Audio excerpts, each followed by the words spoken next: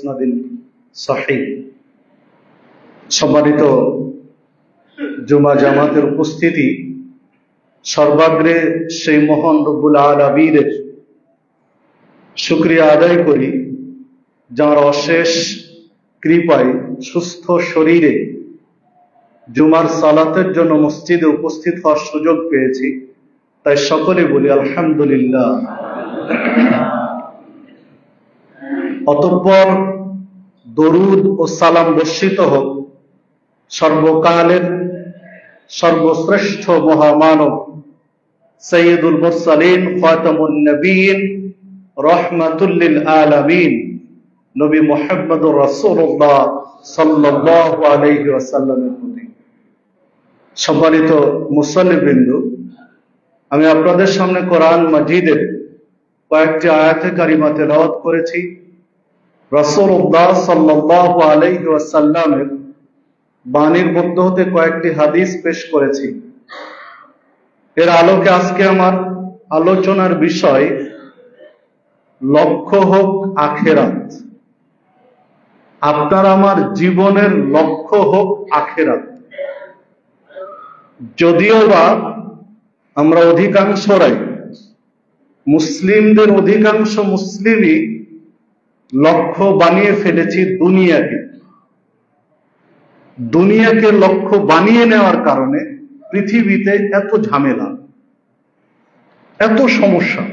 কারণ আপনি আমি দুনিয়াকেই মূল করে ফেলেছি, মূল টার্গেট, মূল লক্ষ্য দুনিয়া করে ফেলেছি।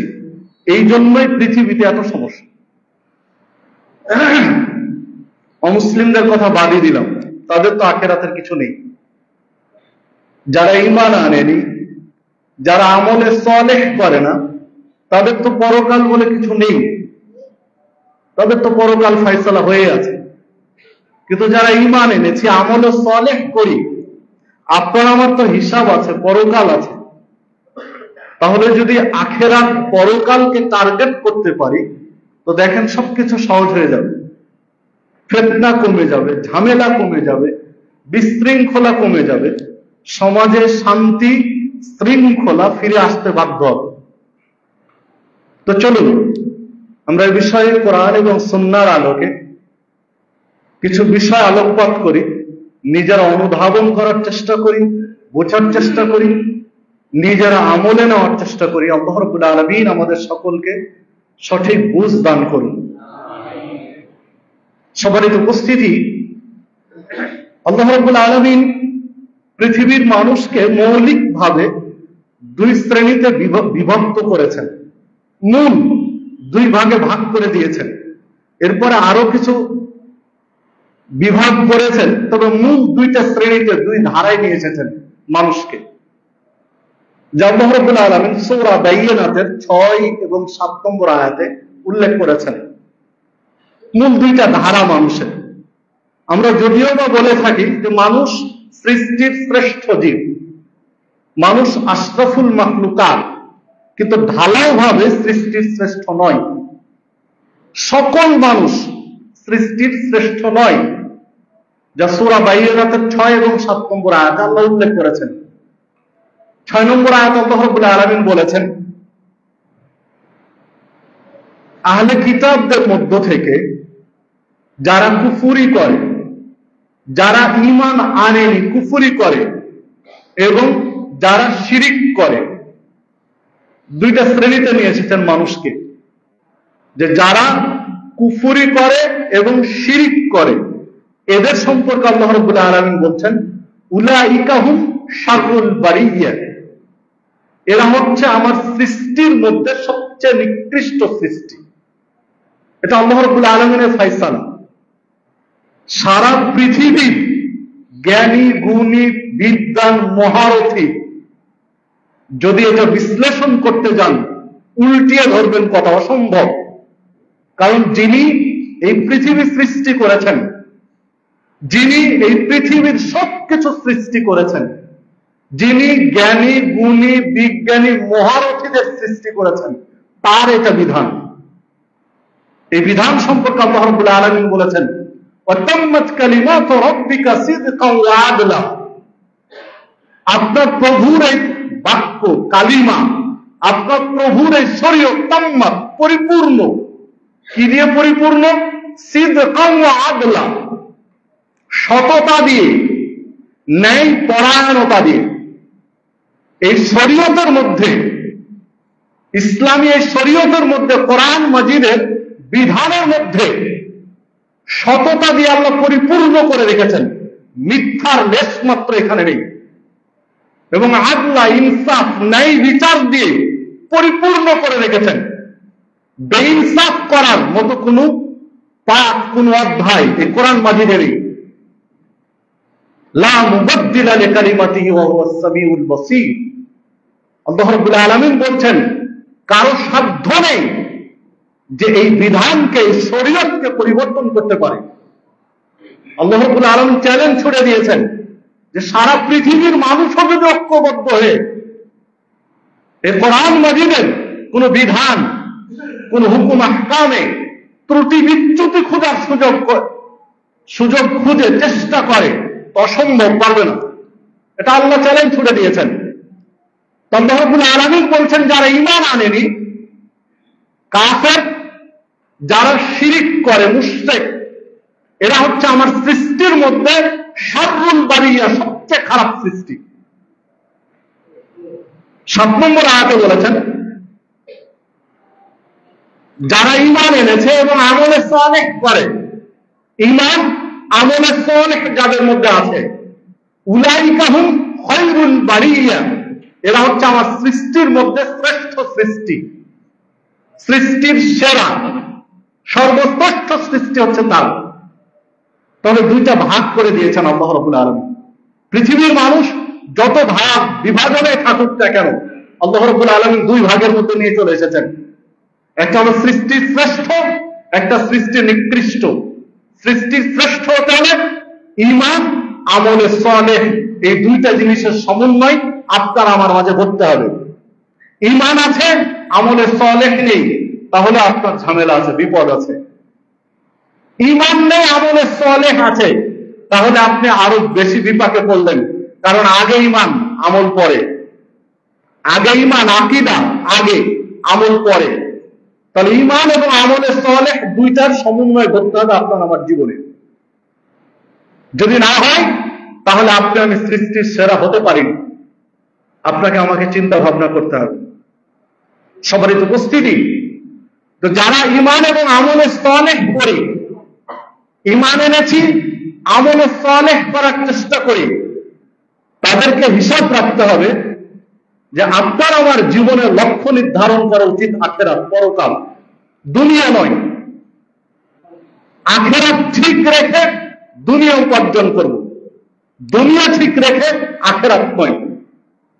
আখিরাত যেন ঠিক থাকে, এই টার্গেট নিয়ে আপনাকে আমাকে জীবন যাপন করতে হবে, পরিবার গঠন করতে হবে, সমাজ গঠন করতে হবে, দেশ গঠন করতে হবে। তাহলে শান্তি শৃঙ্খলা ফিরে আসবে। নবী মুহাম্মদুর রাসূলুল্লাহ সাল্লাল্লাহু আলাইহি ওয়াসাল্লাম এমন একটা সময়ে, এমন একটা পরিস্থিতিতে কান্দারি হিসেবে আসলেন আরব বিশ্বে, যে সময় শান্তি শৃঙ্খলা বলে কিছু সমাজে ছিল না, যে সময়ে স্থিতিশীলতা বলে কিছু ছিল না, জাহেলিয়াতের একেবারে শেষ পর্যায়ে অবস্থান করছিল। মাত্র 23 বছরের ব্যবধানে আমূল পরিবর্তন করে নিয়ে এসেছিলেন সমাজকে। জাহেলি যুগ, অন্ধকারাচ্ছন্ন যুগটাকে স্বর্ণযুগে পরিণত করেছিলেন। যে মানুষগুলো প্রতিশোধকামী, হঠকারিতা, লুটতারাজ, ডাকাতি, খুন খারাপি, জেলা ব্যভিচার, মদ্যপান নিয়ে সবসময় ব্যস্ত থাকতো, মদ জুয়া নিয়ে, এই মানুষগুলোকে আখিরাতমুখী চিন্তা, আখিরাতের টার্গেট দিয়ে এমন ভাবে গঠন করলেন যে 23 বছর পরে যুগটার নাম হয়েছে স্বর্ণযুগ। পৃথিবীর ইতিহাসে এইরকম একটা যুগ এখন পর্যন্ত কেউ কায়েম করতে পারেনি। আপনার আমার অনেক আধুনিকতা বেড়েছে, অনেক আধুনিক হয়েছে, আপনার অনেক জ্ঞানী হয়েছে, শিক্ষার হার বেড়েছে, কিন্তু ওই যুগ এখন আপনি আমি আনতে পারিনি। মনুষ্যত্ববোধ, মানবতা কোন পর্যায়ে গিয়েছে, তলানিতে গিয়েছে, এটা আপনার আমার চোখের সামনে। চেষ্টা করছি উত্তরণের জন্য। আল্লাহ রাব্বুল আলামিন কবুল করুন। সবারই উপস্থিতি। তো যে কথা বলছিলাম, আল্লাহ রাব্বুল আলামিন কোরআন মাজিদের সূরা আলা 17 এবং 18 নম্বর আয়াতে উল্লেখ করেছেন, বাল তুসিরুনাল হায়াতাদ দুনিয়া, তোমরা দুনিয়াবী জীবনকে প্রাধান্য দাও, দুনিয়াবী জীবনকে অগ্রাধিকার দাও, দুনিয়াবী জীবনকে মূল হিসেবে গ্রহণ করো। অথচ আল আখিরাতু খায়রু ওয়া আবকা, আখিরাত হচ্ছে খয়র, কল্যাণকর, দুনিয়ার চেয়ে বহুগুণ কল্যাণকর জীবন হচ্ছে আখিরাত, ওয়া আবকা এবং চিরস্থায়ী। দুনিয়াবী জীবনকে তোমরা প্রাধান্য দাও, প্রাধান্য দিচ্ছ দুনিয়াকে, অথচ দুনিয়ার চেয়ে আখিরাত মহাগুণ বেশি মূল্যবান, অনেক বেশি মূল্যবান দুনিয়ার চেয়ে, এবং চিরস্থায়ী। দুনিয়া হচ্ছে ক্ষণস্থায়ী, আখিরাত হচ্ছে চিরস্থায়ী। শুধু পরকালের হিসাবে, পরকালের একটা পাঠ, আখিরাতের একটা চ্যাপ্টার হচ্ছে বিচারের মাঠ, হাসরের ময়দান, আখিরাতের একটা ধাপ। তো একটা ধাপকে নিয়ে যদি দুনিয়ার সাথে তুলনা করি, আমরা দুনিয়াতে একটা মানুষ বাঁচি কত বছর? 60-70 বছর। সহিহ বুখারীতে একটি হাদিস রয়েছে, রাসূলুল্লাহ সাল্লাল্লাহু আলাইহি ওয়াসাল্লাম বলছেন, কোন ব্যক্তিকে যদি আল্লাহ 60 বছর বয়স দেন, 60 সানা, 60 বছর যদি বয়স দেন, তাহলে ওই ব্যক্তির ওজর পেশ করার মতো কোনো অজুহাত থাকবে না বিচারের মাঠে, যে আল্লাহ তুমি আরেকটু সময় দিলে আমি ফিরে আসতাম, তওবা করতাম, বা আর কিছু করতাম, আমি ভালো কাজ করতাম, আরেকটু সময় পেলে। এই যে ওজর পেশ করবে, এইরকম ওজর পেশ করার কোনো কারণ তার থাকবে না যদি 60 বছর বয়স আল্লাহ কাউকে দেয়। তাহলে বোঝা যাচ্ছে যে 60 বছর বয়স হলো একটা গ্রহণযোগ্য বয়স।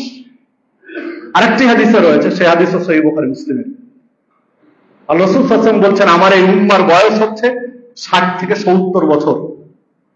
গড় বয়স 60 থেকে 70 বছর, এর ভিতরে যদি কেউ 70 বছরের বেশি পায়, তাহলে এটা আপনি আমি বোনাস পেয়েছি, এটা আপনার আমার জন্য আল্লাহর পক্ষ থেকে দয়া।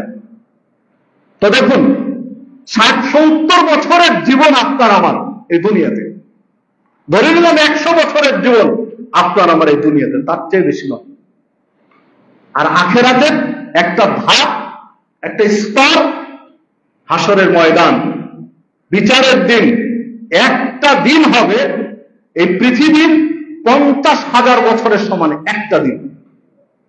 এই পৃথিবীর 50,000 বছর জোড়া দিলে যত লম্বা হয়, হাসরের ময়দানের একটা দিন, বিচারের একটা দিন হবে তত লম্বা, তত বড়। তাহলে বিচারের মাঠের 50,000 বছরের সমান একটা দিনের তুলনায় আপনার আমার এই 60 বছরের জীবন কতটুকু পার্সেন্টেজ করলে কতটুকু আসবে? কিঞ্চিত, সামান্য একটু।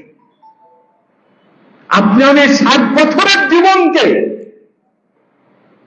ফুলে ফুলে ঢেলে সাজানোর জন্য, এই 60 বছরের জীবনকে সৌন্দর্য করার জন্য, সুখময় করার জন্য দুনিয়ার পিছনে ছুটে বেড়াচ্ছে, ব্যস্ত হয়ে গেছে দুনিয়া নিয়ে।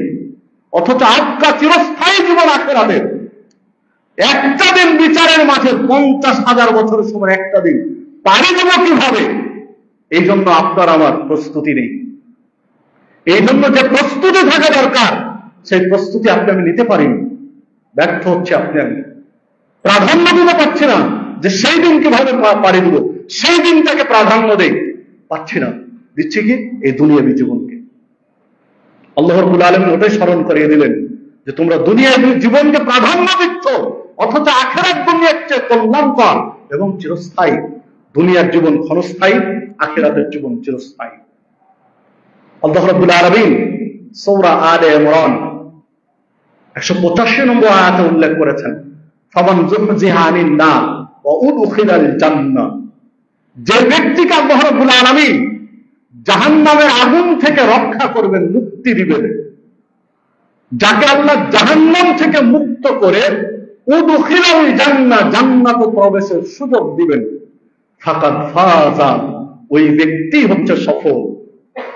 সাফল্যময় জীবন হচ্ছে তারই, যে ব্যক্তি জাহান্নাম থেকে মুক্তি পেয়ে জান্নাতে প্রবেশের সুযোগ পাবে, সেই ব্যক্তি হচ্ছে সফল। ফাজা। ওমাল হায়াতুদ দুনিয়া ইল্লা মাতাউল গুরুর, এই দুনিয়াবী জীবন হচ্ছে ছলনাময় একটা জীবন। ছলনার একটা জীবন হচ্ছে দুনিয়াবী জীবন, আল্লাহ রাব্বুল আলামিন বলছেন। সম্মানিত উপস্থিতি, দেখুন, কিছু গাড়ি বাড়ি, টাকা পয়সা, ব্যাংক ব্যালেন্স, এগুলো থাকলে আপনি আমি মনে করি সফল জীবন। এটাই মনে হয় আপনার আমার কাছে সফলতা। পড়াশোনা করে ভালো একটা চাকরি পাবে ছেলে, গাড়ি বাড়ি থাকবে, টাকা পয়সা থাকবে, খুব স্ট্যান্ডার্ড জীবন যাপন করবে, আমরা মনে করি ছেলেটা সফল হয়ে গেছে। সালাত পড়ে না, সিয়াম পালন করে না, যাকাত দেয় না, তাসবিহ তাহলিল করে না, দান সাদাকা করে না, হজ করে না, উমরা করে না, দিনের ধারে কাছে নেই, হয়তোবা জুমার দিন সালাত পড়ে, টাকা পয়সার মালিক, গাড়ি বাড়ি আছে বলে লোকটা সফল। ছেলে মেয়েগুলো একদম সফল ভাবে মানুষ করেছে। সম্মানিত উপস্থিতি, সফলার সংজ্ঞা ভুল হচ্ছে মুসলিম হিসাবে। মুসলিম হিসাবে সফলতার সংজ্ঞা নির্ধারণ আপনার আমার ভুল হয়েছে। কারণ তার এই সফলতা, এই সুখ স্বাচ্ছন্দ্য কত দেবে? বড়জোর 60 বছরের, 100 বছরের, তার চেয়ে বেশি নয়। আর যে ব্যক্তি দুনিয়াতে এত সফলতা পারেনি, আপনার আমার সফলতার সংজ্ঞায় সে প্রতিষ্ঠিত হতে পারেনি দুনিয়াতে, কিন্তু আখেরাতে সে সফল হয়েছে। বিচারের মাঠ সুন্দরভাবে পাড়ি দিচ্ছে, হাসরের ময়দান সুন্দরভাবে পাড়ি দিচ্ছে, কবরের জীবন সুন্দরভাবে পাড়ি দিচ্ছে, পুল সিরাত সুন্দরভাবে পাড়ি দিচ্ছে, জান্নাতে যাওয়ার সুযোগ পাচ্ছে। ফাকাদ ফাজা, আল্লাহ বলছেন সেই সফল। দুনিয়ার সফলতা নয়। একটা মানুষকে 60 বছরের মধ্যে একদিন রাজার হালতে খাওয়ানো হলো, পড়ানো হলো, বাকি সারা জীবন তাকে কষ্টের মধ্যে রাখা হলো, তাহলে কি এটা সফলতা? 60 বছর বয়স ধরে নিলাম, তাকে 1 মাস একদম রাজার হালতে রাখা হলো। দেশের সর্বোচ্চ ব্যক্তি যে সুযোগ সুবিধা পায়, এই সুযোগ সুবিধা দেওয়া হলো 1 মাসের জন্য। বাকি 59 বছর 11 মাস তাকে কষ্টের পর কষ্ট, অসহনীয় যন্ত্রণার মধ্যে রাখা হলো, তাহলে কি ওই লোকটার জীবন সফল? যদি ওই লোকটার জীবন সফল না হয়, তাহলে হাজার হাজার বছরের কাছে, 50,000 বছরের একটা দিনের কাছে আপনার আমার এই 60 বছরের সুখের জীবনের মূল্য কতটুকু? কিছুদিন আপনি সুখে আছেন, এরপরে জাহান্নামের আগুনে জ্বলতে হচ্ছে, নানান ধরনের কষ্ট স্বীকার করতে হচ্ছে, তাহলে এটা আপনার আমার সফলতা আশা কি করে? সম্মানিত উপস্থিতি, হ্যাঁ, যারা দুনিয়াতে চায় আল্লাহ তাকে দুনিয়াতে দিয়ে দেন। কে দুনিয়াতে প্রতিষ্ঠিত হতে চাইলে আল্লাহ রাব্বুল আলামিন তাকে দুনিয়াতে প্রতিষ্ঠিত করে দেন। যেহেতু তার দুনিয়ায় শেষ, পরকালে কিছু নেই, তা আল্লাহ রাব্বুল আলামিন তাকে দুনিয়াতে কিছু দেন। সূরা হুদ 15 এবং 16 নম্বর আয়াত আল্লাহ রাব্বুল আলামিন বলেছেন, মান কানা ইউরিদুল হায়াতাদ দুনিয়া ওয়া যিনাতাহা, যে ব্যক্তি দুনিয়াবী জীবন চায় এবং তার সৌন্দর্য চায়, দুনিয়াবী জীবনের যে সৌন্দর্য চায়, প্রতিষ্ঠিত হতে চায় দুনিয়াবী জীবনে, নুওয়াফি ইলাইহিম আমালাহুম ফিহা, আল্লাহ রাব্বুল আলামিন তাকে পরিপূর্ণভাবে তা দিয়ে দেন। যে দুনিয়ায় সফলতা চায়, দুনিয়ায় চায়, আখিরাত চায় না, তাকে আল্লাহ দুনিয়া পরিপূর্ণভাবে দিয়ে দেন। ওয়াহুম ফিহা লা ইউবখাসুন, তাকে দেওয়ার ক্ষেত্রে আল্লাহ রাব্বুল আলামিন কোনো কমতি করেন না, দিতে গিয়ে কমতি করেন না, যেহেতু সে দুনিয়ায় চেয়েছে।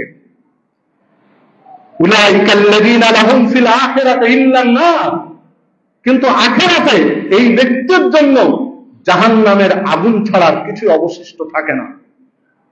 যে দুনিয়াতে চায়, দুনিয়ায় প্রতিষ্ঠিত হতে চায়, দুনিয়ায় সফল হতে চায়, আল্লাহ রাব্বুল আলামিন দুনিয়া তাকে পরিপূর্ণ করে দেন। দেওয়ার ক্ষেত্রে আল্লাহ কোনো কার্পণ্যতা করেন না, কমতি করেন না, পুরোপুরি দিয়ে দেন। কিন্তু আখিরাতে তার জন্য জাহান্নামের আগুন ছাড়া আর কিছু অবশিষ্ট থাকে না।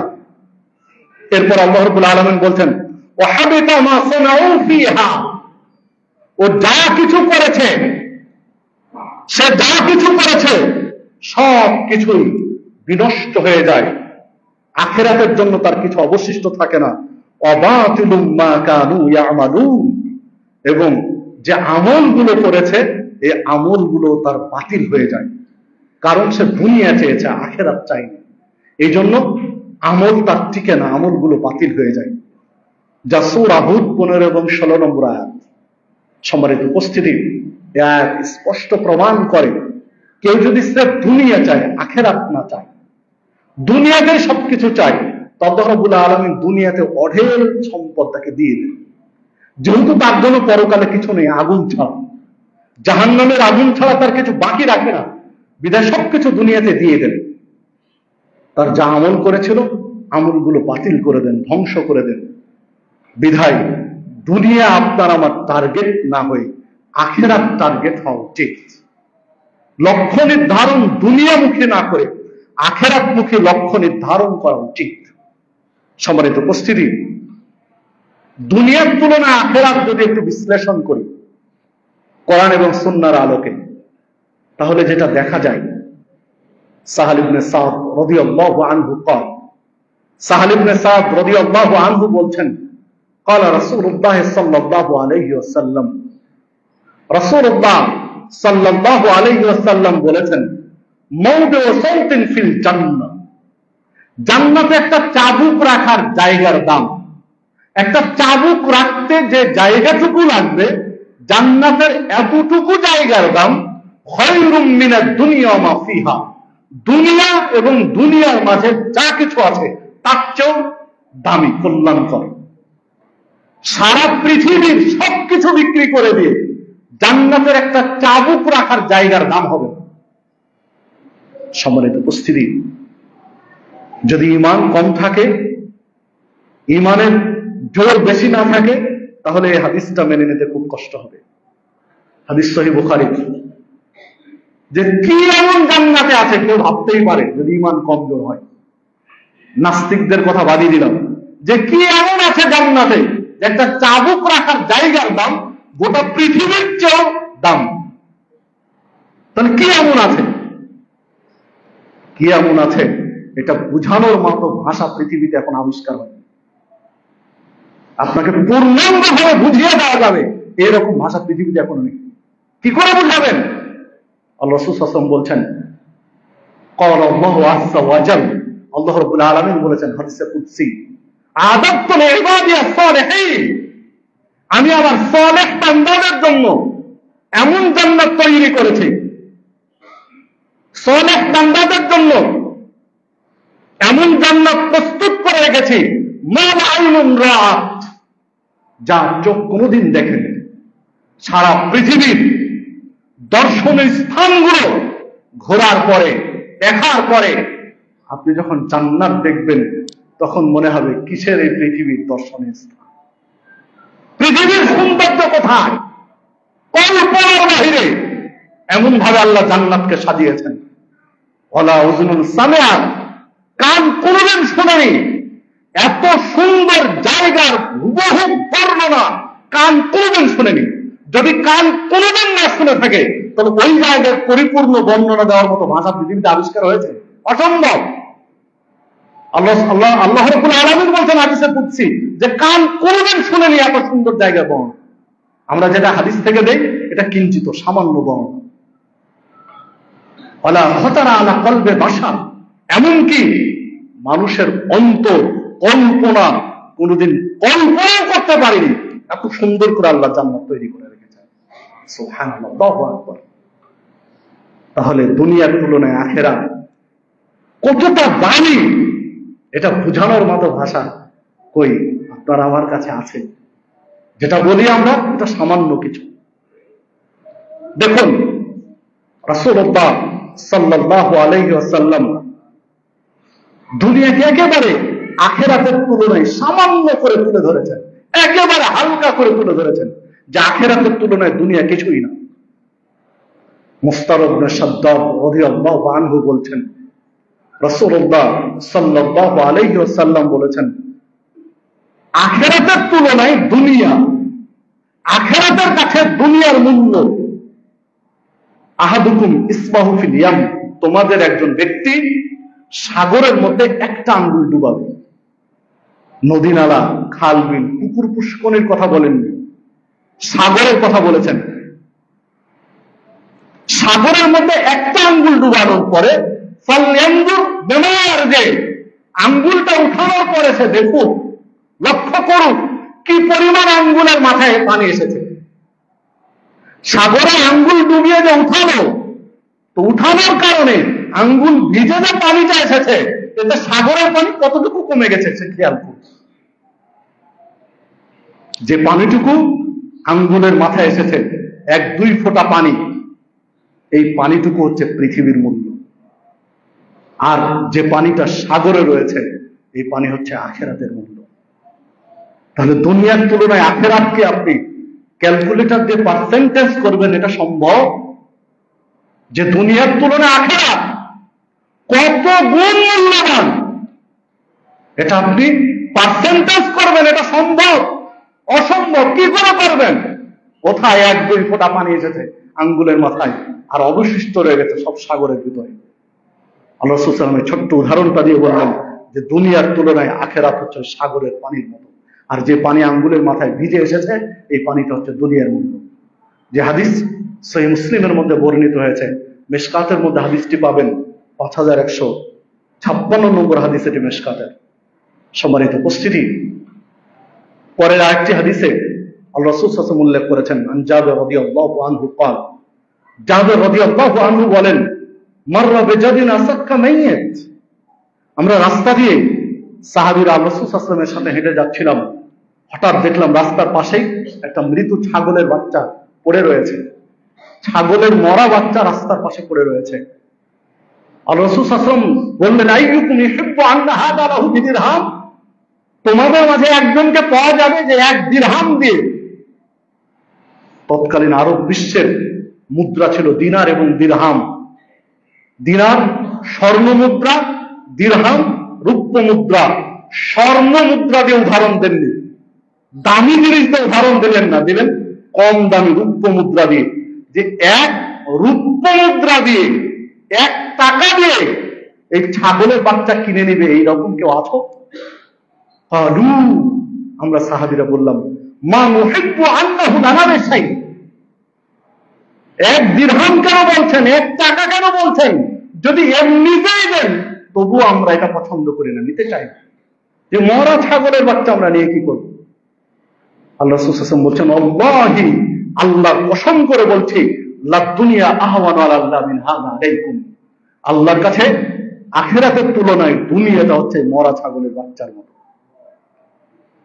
আখিরাতের মূল্যের কাছে, আখিরাতের অগ্রাধিকারের কাছে, আখিরাত প্রাধান্য দেওয়ার ক্ষেত্রে দুনিয়াটা হচ্ছে মরা ছাগলের বাচ্চার মতো।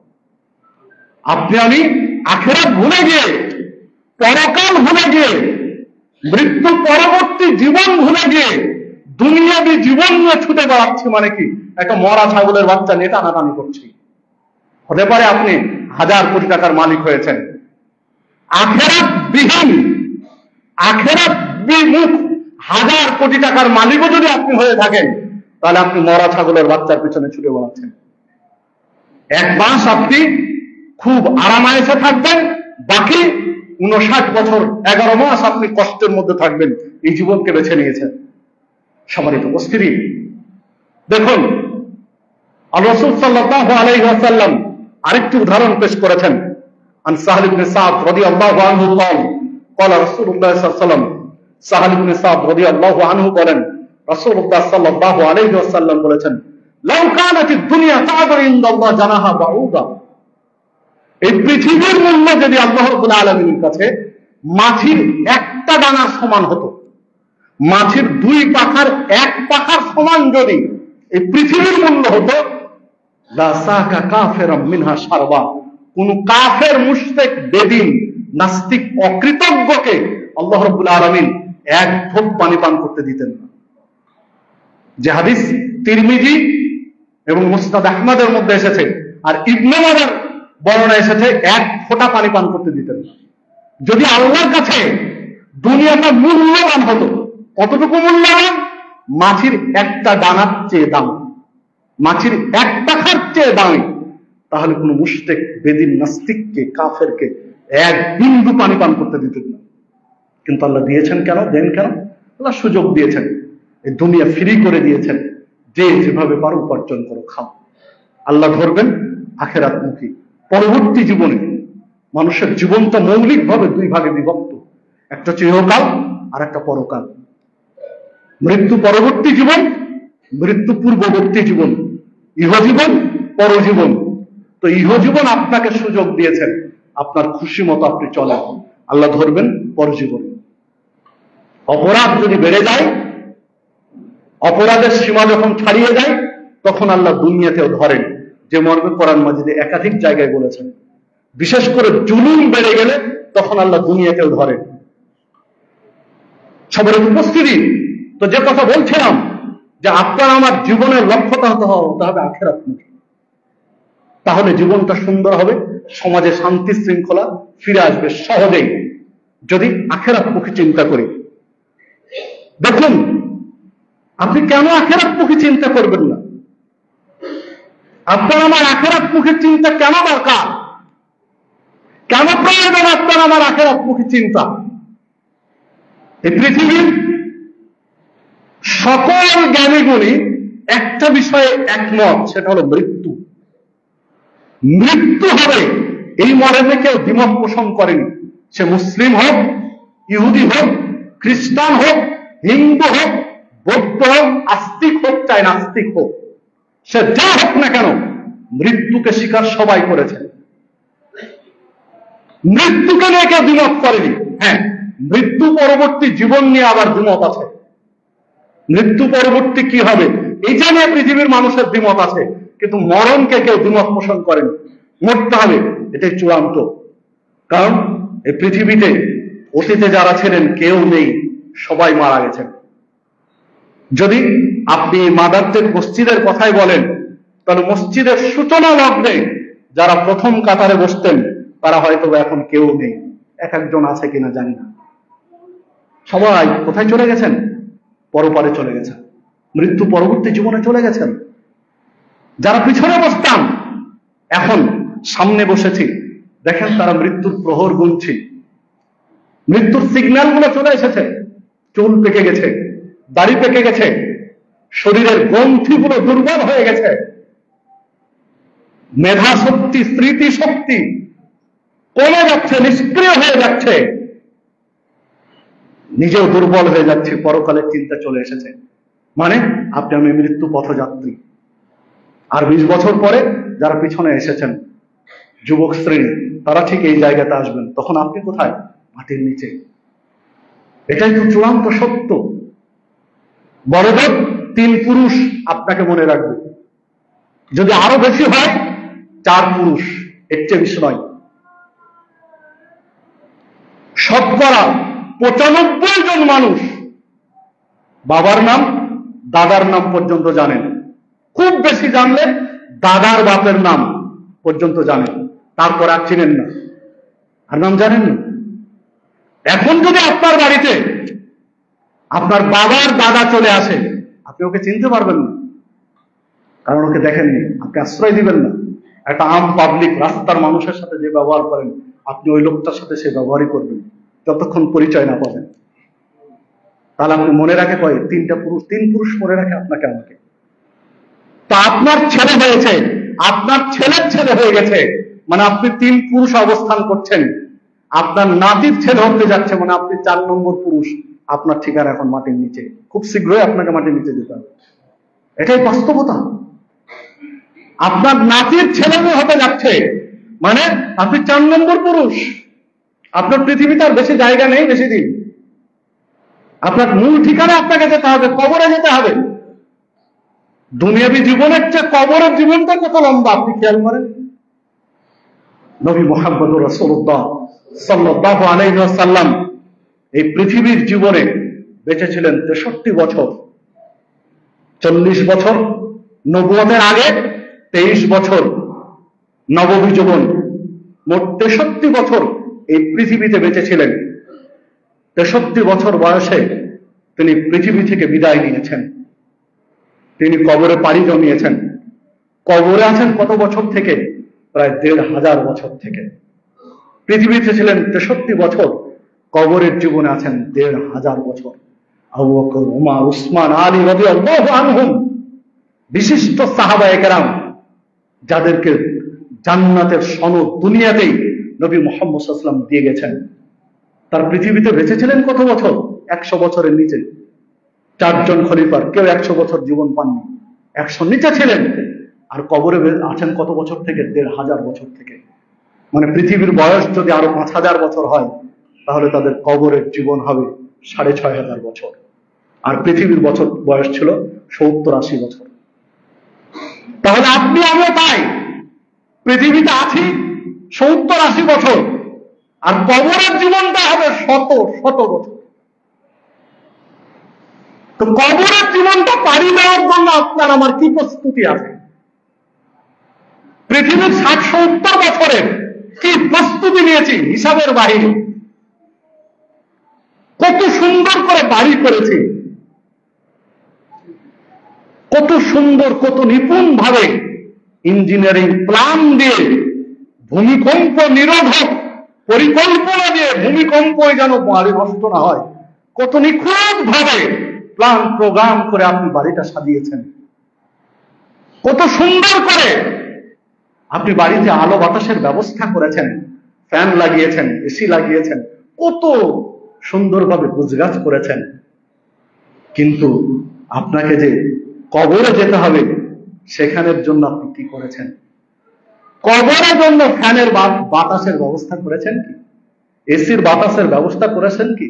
সেখানে সুন্দর খাটিয়ে বিছানার ব্যবস্থা করেছেন কি? তার জন্য আপনি কি প্রস্তুতি নিয়েছেন?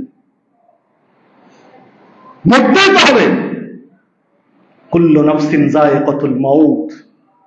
আল্লাহ রাব্বুল আলামিন বলছেন, প্রত্যেক আত্মাকে মৃত্যুর স্বাদ আস্বাদন করতে হবে। যিনি এই পৃথিবীতে আসার সুযোগ পেয়েছেন, তাকে মরতে হবে, এটাই চূড়ান্ত সত্য। তো মরণের পরবর্তী জীবন নিয়ে আপনার আমার কতটুকু প্রস্তুতি আছে, কতটুকু প্রস্তুতি নিয়েছি?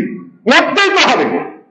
এমন তো নয় যে কেউ বেঁচে যাবে, হয়তো বা কাউকে কাউকে আল্লাহ মারবেন না, রেখে দেবেন, এটা তো নয়।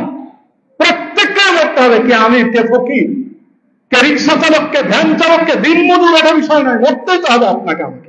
তার জন্য কি প্রস্তুতি নিলাম? সাদ রাদিয়াল্লাহু আনহু, বিশিষ্ট সাহাবী, তিরমিজির, নাসাইয়ের মধ্যে একটি হাদিস রয়েছে, মিশকাতের 136 নম্বর হাদিস। আল্লাহ রাসূল সাল্লাল্লাহু আলাইহি ওয়াসাল্লাম সাদের জানাজা পড়ালেন, কবর দিলেন। কবর দিয়ে আল্লাহ রাসূল সাল্লাল্লাহু আলাইহি ওয়াসাল্লাম দোয়া করা শুরু করলেন, একেবারে ব্যতিব্যস্ত হয়ে গেলেন দোয়াতে।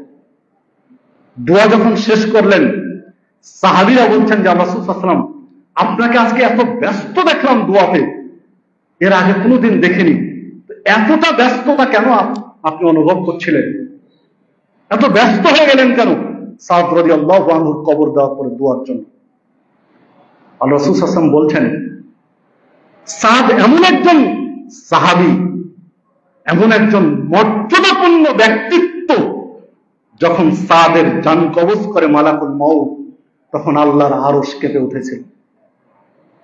হাদিস সহিহ, নাসাইয়ের মধ্যে রয়েছে, তিরমিজির মধ্যে রয়েছে, মিশকাতের 136 নম্বর হাদিস, যে সাদের জান কবজের সময় আল্লাহর আরশ কেঁপে উঠেছিল। যখন সাদের জান কবজ করা হয়, তখন আল্লাহ আসমানের দরজাগুলো খুলে দিয়েছিলেন তার সম্মানে। যখন সাদের জানাজায় আমি দাঁড়ালাম, আল্লাহর নির্দেশে 70,000 ফেরেশতা তার জানাজায় অংশগ্রহণ করেছিল। 70,000 ফেরেশতা সাদের জন্য আল্লাহর কাছে ক্ষমা চাচ্ছিল জানাজায়। আপনি চিন্তা করতে পারেন, যার মৃত্যুতে আল্লাহর আরশ কেঁপে উঠেছে, যার মৃত্যুর সময় আল্লাহ আসমানের দরজা খুলে দিয়েছেন, যার জানাজায় 70,000 ফেরেশতা অংশগ্রহণ করে আল্লাহর কাছে ক্ষমা চাচ্ছেন। আল্লাহ রাসূল সাল্লাল্লাহু আলাইহি ওয়াসাল্লাম বলছেন, সাদকে যখন কবর দিলাম, তখন দেখি দুই দিক থেকে মাটি তাকে চেপে ধরেছে। এই দৃশ্য আমি সইতে পারলাম না, যে সাদের জন্য আল্লাহর আরশ কেঁপে উঠলো, আসমানের দরজা খুলে দেওয়া হলো, 70,000 ফেরেশতা তার জন্য ক্ষমা চাইলো, সে সাদকেও কবর ছাড়লো না।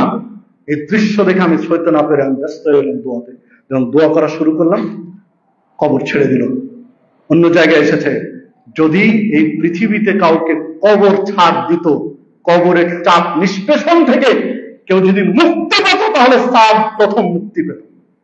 সাদকে কবর ছাড়লো না, মানে কবর কাউকে ছাড় দিবে না। ঘরটা যদি একটু ছোট হয়, আলো বাতাস কম থাকে, তখন মনে করি কবর মনে হচ্ছে ঘরটাকে, যে কি এক ঘর বানিয়েছ। স্ত্রী আপনাকে বলে, কি ঘর ভাড়া নিলে, যে কবর মনে হয়, আলো নেই বাতাস নেই, এই কবরের মতো খুবটি ঘর ভাড়া নিয়েছ। স্ত্রী বলে, নিজে অনুভব করি। ইঞ্জিনিয়ারকে প্ল্যান দেওয়ার সময় বলি যে আলো বাতাসের ব্যবস্থা রাখেন, যেন ঘরটাকে কবর মনে না হয়, আলো বাতাস থাকে। ভাই, এত সুন্দর বাড়ির চিন্তা করছেন, কিন্তু অরিজিনাল কবরটা সুন্দর হবে কি করে, এই চিন্তা কেন করছি না? এই প্ল্যানগুলো কেন আঁকছি না, যেন কবরটা আলোকিত হয়? কবর আলোকিত করতে চান, সেই ব্যবস্থাও আল্লাহ রাসূল সাল্লাল্লাহু আলাইহি ওয়াসাল্লাম দিয়েছেন, যে কবরটা আলোকিত থাকবে, অনেক বড় থাকবে। এসি চাইলে এসি পাবেন, ফ্যান চাইলে ফ্যান পাবেন, কি চান তাই পাবেন। আল্লাহ রাসূল সাল্লাল্লাহু আলাইহি ওয়াসাল্লাম বলছেন, কবর দেওয়ার পরে মানুষ যখন চলে যায়, সওয়াল জবাবের ফেরেশতা আসেন, তাকে উঠিয়ে বসেন, প্রশ্ন করা হয়, মান রব্বুক, রব কে? যদি জবাব দিতে পারে রব্বি আল্লাহ, মা দীনুক, দিন কি? জবাব দেয় ইসলাম। মা হাদার রাজুল আল্লাযী বুইসা ফীকুম, এই লোকটাকে যাকে তোমাদের কাছে পাঠানো হয়েছিল। ওয়া রাসূলুল্লাহ সাল্লাল্লাহু আলাইহি ওয়াসাল্লাম যখন 3টা প্রশ্নের উত্তর দেয়, তখন 4 নম্বর প্রশ্ন করে, মা ইউদরিকা, তুমি জানলে কিভাবে তোমার রব আল্লাহ, তোমার দিন ইসলাম, ইনি তোমাদের নবী, এটা কিভাবে তোমরা জানলে? তখন বলে, কারাতু কিতাবাল্লাহ, আল্লাহর কিতাব পড়ে জেনেছি, কোরআন মাজিদ তেলাওয়াতের মাধ্যমে জেনেছি আমার রব আল্লাহ, আমার দিন ইসলাম, ইনি আমাদের নবী। আমানতু, এটার প্রতি ঈমান এনেছি। ওয়াসাদ্দাকতু, এই কোরআন মাজিদ নিজের জীবনে বাস্তবায়ন করার চেষ্টা করেছে। 3টা জবাব দেবে, 3টা উত্তর দিবে। শেষ প্রশ্নে 4 নম্বর প্রশ্নে, মায়ুদরিকা, জানলে কিভাবে উত্তরগুলো? তখন 3টা কথা বলবে, কারাতু কিতাবাল্লাহ, আল্লাহর কিতাব পড়েছি, কোরআন মাজিদ পড়েছি। আমানতু, ঈমান এনেছি এর উপরে। ওয়াসাদ্দাকতু, এটা সত্যায়ন করেছি, মানে বাস্তবে রূপ দিয়েছি, মেনে চলার চেষ্টা করেছি। তখন নাদা ইউনাদি মিনাস সামা, আসমান থেকে আল্লাহ ডাক দিবেন ওই ফেরেশতাকে যে প্রশ্ন উত্তর নিচ্ছেন, সাদাকা আব্দি, আমার বান্দা সত্য বলেছে, আমার বান্দার জবাব সঠিক আছে, বিধায় তার কবরে জান্নাতের বিছানা বিছিয়ে দাও, তাকে জান্নাতের পোশাক পরিয়ে দাও, জান্নাতের সাথে তার একটা সংযোগ করে দাও কবরে। যে হাদিস সহিহ বুখারীতে সংক্ষিপ্ত পরিসরে এসেছে, মুসনাদ আহমদের মধ্যে বিস্তারিত ভাবে এসেছে, মিশকাতের মধ্যে পাবেন 1542 নম্বর হাদিস। সম্মানিত উপস্থিতি, কবরে কি চান আপনি তাই পাবেন, কিন্তু এই 3টি প্রশ্নের উত্তর দেওয়ার মতো, 4টি প্রশ্নের জবাব দেওয়ার মতো সক্ষমতা আপনার আমার ভিতরে থাকতে হবে। কারাতু কিতাব, আল্লাহর কিতাব পড়ে জেনেছে। আপনি আপনার ছেলেকে ইংলিশ মিডিয়ামে পড়াচ্ছেন, আপনার ছেলেকে ইঞ্জিনিয়ার বানাচ্ছেন, আপনার ছেলেকে ডাক্তার বানাচ্ছেন, প্রফেসর বানাচ্ছেন, ব্যারিস্টার বানাচ্ছেন, ও কোরআন তেলাওয়াত করে জানে না, ও কোরআন মাজিদ ছুঁয়ে দেখে না, পড়তেই তো জানে না, ছুঁয়ে দেখবে কি করে? যে ছেলে ডাক্তার হতে পারে, ইঞ্জিনিয়ার হতে পারে, ব্যারিস্টার হতে পারে, কোরআন মাজিদ তার কাছে তেলাওয়াত শেখা কঠিন কিছু নয়, মামুলি বিষয়, কিন্তু সেই ব্যবস্থা দেননি, সে সুযোগ দেননি। তাহলে কি করলেন? তার জীবনটা আপনি অন্ধকার করে দিলেন। ডাক্তার, ইঞ্জিনিয়ার, ব্যারিস্টার বানাতে আমি নিষেধ করিনি, বানান, কিন্তু আপনি মুসলিম, আপনার আমার পরিচয়, আপনি আমি মুসলিম, আপনার আমার ধর্মের নাম ইসলাম, আপনার আমার আখিরাত আছে, পরকাল আছে, পরকালে জবাবদিহিতা আছে, কোরআনের কবরে জবাবদিহিতা আছে, সেটা আগে ঠিক রাখেন, মূল ফাউন্ডেশন, ভিত্তি ঠিক রাখেন। ফাউন্ডেশন না দিয়ে 10 তলা বিল্ডিং তুলবেন, কি করবেন? ছোট্ট একটা ভূমিকম্প হবে, ভেঙে সব চুরমার হয়ে যাবে। তো মুসলিম হিসেবে যে ফাউন্ডেশন, কোরআন মাজিদের জ্ঞান, ইসলামের জ্ঞান, এইটা আগে দেন। মূল জ্ঞানটা দেওয়ার পরে ভিত্তি মজবুত করে, ফাউন্ডেশন ঠিক করে তাকে ডাক্তার বানান, ইঞ্জিনিয়ার বানান, ব্যারিস্টার বানান, প্রফেসর বানান, যা খুশি তা বানান। যেহেতু ফাউন্ডেশন ঠিক আছে, ঝড় ঝাপটা ইহুদিদের হোক, খ্রিস্টানদের হোক, মুসলিমদের হোক, যে ঝড় ঝাপটা আসুক না কেন, সাংস্কৃতিক আগ্রাসন আসুক না কেন, সে টলে পড়বে না, কারণ তার ফাউন্ডেশন ঠিক আছে, তার ভিত্তি ঠিক আছে। অমুসলিমদের সংস্কৃতি, সাংস্কৃতিক আগ্রাসনের ক্ষেত্রে সে গড্ডালিকা প্রবাহে গা ভাসিয়ে দিবে না, কারণ তার মূল জ্ঞানটা ঠিক আছে। আমরা হেরে গেছি এখানে, আমরা হেরে গেছি এখানে। ছেলে মেয়েকে মানুষ করেছি, কিন্তু ফাউন্ডেশন ঠিক করিনি। তাকে কোরআন এবং সুন্নাহর যে ফাউন্ডেশন দেওয়া দরকার ছিল, এটা দিতে পারি। যার কারণে ঢাকা বিশ্ববিদ্যালয়ের মতো প্রফেসর হওয়ার পরে নাস্তিক্য চিন্তা লালন করে এমন এক একটা বুলি ছুড়ে দেয়, আশ্চর্য লাগে। বহু আগে মারা গেছে, নাম বললে চিনবেন, নাম বলবো না। বাবা মার বহু স্বপ্ন অবশ্যই ছিল, নাহলে নাম মুহাম্মদ সাল্লাল্লাহু আলাইহি ওয়াসাল্লামের নামে নাম রাখতো না। মুহাম্মদ সাল্লাল্লাহু আলাইহি ওয়াসাল্লামের নামে নাম রেখে তাকে ঢাকা বিশ্ববিদ্যালয়ের প্রফেসর বানিয়েছে। সে পরকালকে অস্বীকার করে, আখিরাতকে অস্বীকার করে, কবরকে অস্বীকার করে। এগুলো ইতিহাস তো চলে গেছে, অনেক বহু আগে মারা গেছে। বাবা মার স্বপ্ন না থাকলে মুহাম্মদ সাল্লাল্লাহু আলাইহি ওয়াসাল্লামের নামে কেউ নাম রাখে? সম্মানিত উপস্থিতি, সমস্যা কোথায়? সমস্যা হলো ফাউন্ডেশনের সমস্যা। তাকে অনেক জ্ঞানী বানিয়েছেন, কিন্তু কোরআন সুন্নাহর জ্ঞানটা দেননি, আখিরাত মুখে জ্ঞান দেননি, যার কারণে সে নিজেকে ধরে রাখতে পারেনি। সম্মানিত উপস্থিতি, আখিরাতের চিন্তা নিয়ে সমাজ গঠন করেন, পরিবার গঠন করেন, নিজের ব্যক্তির জীবন গঠন করেন। দেখুন, আমর ইবনুল আস রাদিয়াল্লাহু আনহু মুমূর্ষু অবস্থায়, জীবন যায় যায় অবস্থায়, মৃত্যু শয্যায় শায়িত, অঝোর ধারায় কাঁদছেন। তার বাবার শেষ মুহূর্ত দেখে আমর ইবনুল আস রাদিয়াল্লাহু আনহু ছেলেমেয়েরা সবাই উপস্থিত হয়েছেন। যখন ছেলেমেয়েরা সবাই উপস্থিত হলেন, তখন তিনি ঘুরেছিলেন ছেলে মেয়েদের দিকে, কাঁধ ঘুরে গেলেন দেয়ালের দিকে। দেয়ালের দিকে ঘুরে গিয়ে কান্নার পরিমাণটা আরো বাড়িয়ে দিলেন, বেড়ে গেল। ছেলে মেয়েরা বলছেন, আব্বা, আপনি তো আল্লাহ রাসূল সাল্লাল্লাহু আলাইহি ওয়াসাল্লামের একেবারে নিকটতম সাহাবী, বিশিষ্ট সাহাবী, রাসূল সাল্লাল্লাহু আলাইহি ওয়াসাল্লামের হাতে হাত রেখে ইসলাম গ্রহণ করা সাহাবী, তো আপনি এইরকম কোন ইঙ্গিত পাননি যে আপনি পরকালে নাজাত পেতে পারেন? এত কাঁদছেন কেন? পরকালে নাজাতের কোন ইশারা আপনার কাছে ছিল না? থাকলে তো এত কাঁদার দরকার নেই। আমর ইবনুল আস রাদিয়াল্লাহু আনহু ছেলে মেয়েদেরকে বলছেন, বাবারে, আমার জীবনে 3টা অধ্যায় আমি পার করেছি, 3য় অধ্যায় এখন পাড়ি দিচ্ছি। প্রথম একটা অধ্যায় ছিল যে আমি জাহেলি যুগে মুশরিক ছিলাম, ইসলাম বুঝতাম না, ইসলামকে ঘৃণা করতাম, জাহেলি যুগের জাহেলি নীতি আদর্শের উপরে জীবন যাপন করেছি। যখন নবী মুহাম্মদ সাল্লাল্লাহু আলাইহি ওয়াসাল্লাম ইসলামের প্রচার প্রসার শুরু করলেন, তখন বিরোধিতা করেছি। বিরোধিতা এই পর্যায়ে করেছি যে লোকটা আমাদের সমাজ নষ্ট করে দিল, উনি আমাদের সমাজ ভেঙে চুরমার করে দিল, আমাদের মাহবুদ গুলোকে অস্বীকার করে। এই সময় এতটা রাগতাম তার উপরে যে যদি আমি কোনোদিন তাকে নাগালে পেয়ে যাই, আমার বশে পেয়ে যাই, তাহলে আমি তাকে হত্যা করব। বাস্তবিক আমি ওই পর্যায়ে ছিলাম, যদি আমি মুহাম্মদ সাল্লাল্লাহু আলাইহি ওয়াসাল্লামকে আমার নাগালে একাকি পেতাম, তাহলে আমি তাকে মেরে ফেলতাম।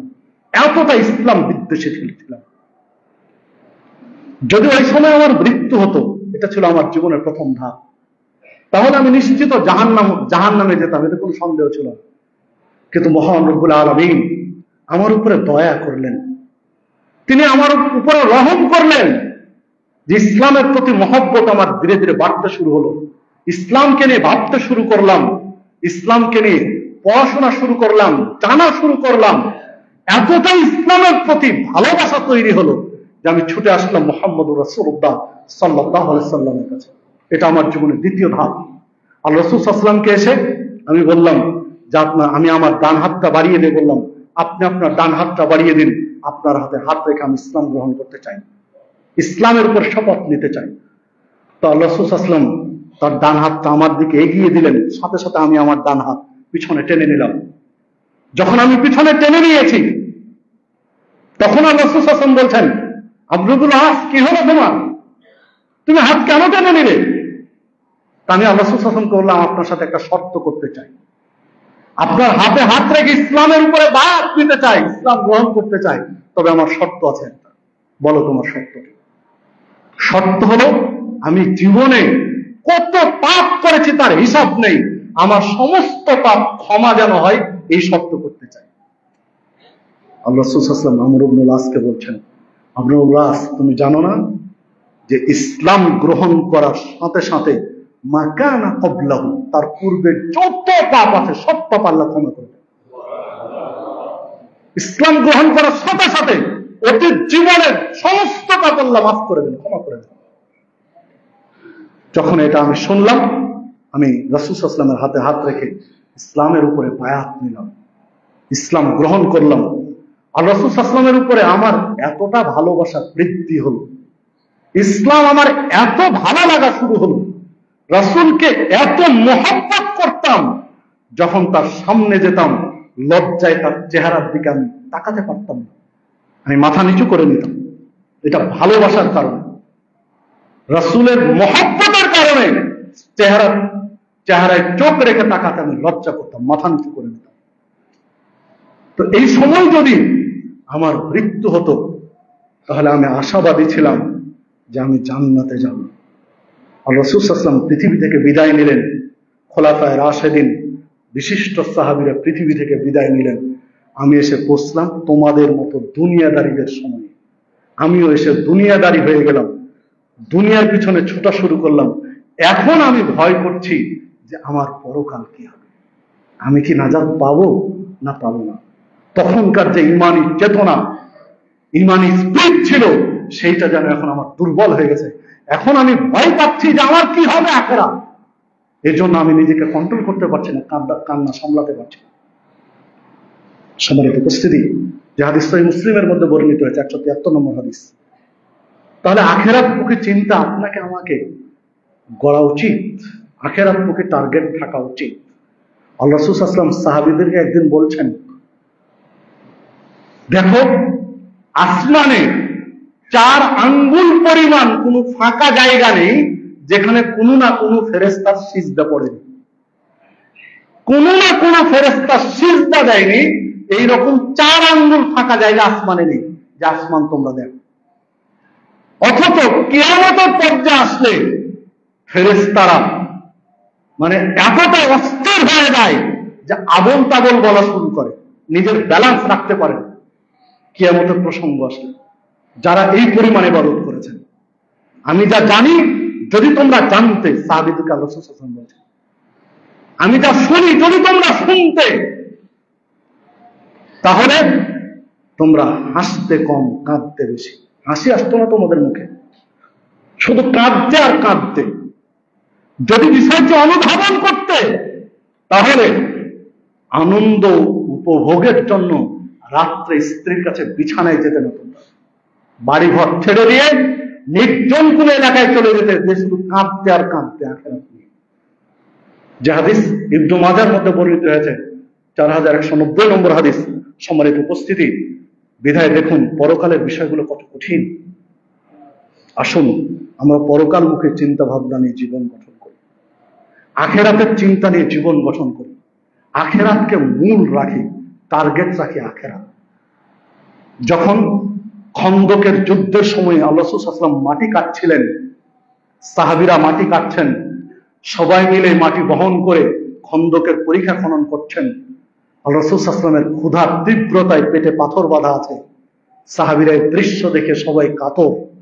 তখন আল্লাহ রাসূল সাল্লাল্লাহু আলাইহি ওয়াসাল্লাম সাহাবীদেরকে সান্ত্বনা দিচ্ছিলেন, আল্লাহুম্মা লা আইশা ইল্লা আইশুল আখিরাহ।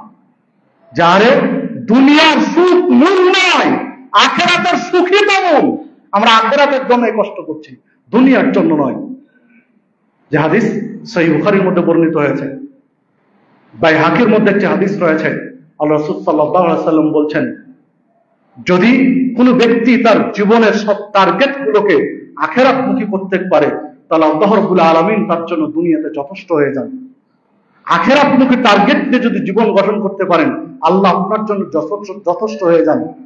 সূরা তাগাবুনের মধ্যে আল্লাহ রাব্বুল আলামিন বলছেন, ওমান ইয়াতাওয়াক্কাল আলাল্লাহ ফাহুয়া হাসবুহু, যদি আল্লাহর প্রতি পরিপূর্ণ আস্থাশীল হতে পারেন আল্লাহ আপনার জন্য যথেষ্ট হয়ে যাবে।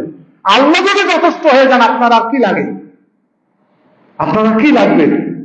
হাজার হাজার কোটি টাকা মালিক আপনি আমি হয়েছি, হাজার হাজার কোটি টাকা লুটপাট করছি, কত লাগে একটা মানুষের? একটা মানুষের জীবন চলতে কত টাকা লাগে? এগুলো থেকে আপনার আমার শিক্ষা নেওয়ার বিষয় রয়েছে। আসুন আমরা পরকালমুখী চিন্তা ভাবনা নিয়ে জীবন গঠন করি। আল্লাহ রাব্বুল আলামিন সেই তৌফিক দান করুন। আল্লাহ রাব্বুল আলামিন আপনাকে আমাকে আখিরাতমুখী চিন্তা ভাবনা, আখিরাতমুখী চেতনা, আখিরাতমুখী আমল নিয়ে জীবন গঠন করার তৌফিক দান করুন। আল্লাহ রাব্বুল আলামিন আপনাকে আমাকে সিরাতে মুস্তাকিমের পথিক হিসেবে কবুল করে নিন। আল্লাহ রাব্বুল আলামিন আপনাকে আমাকে জান্নাতের পথের পথিক হিসেবে কবুল করে নিন। আকুল কওলি হাযা আস্তাগফিরুল্লাহ ওয়া লাকুম।